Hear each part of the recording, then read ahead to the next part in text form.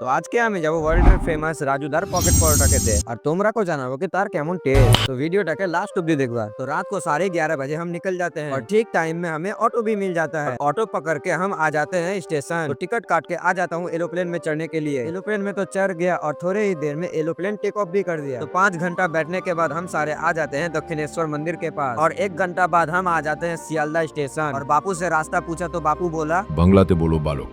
আরে হ্যাঁ হ্যাঁ রাজুদা মানে কি রাজুদাকে কোথায় পাওয়া যাবে। আর গাইস এই দেখো রাজুদা। অনেক ভিড়ের জন্য আমরা পকেট পরোটা নিতে পারলাম না। ওখান থেকে বেরিয়ে বাসে চড়ে চলে এলাম হাওড়া ব্রিজ দেখতে। আর গাইস ব্রিজ কম বাথরুম বেশি লাগছিল।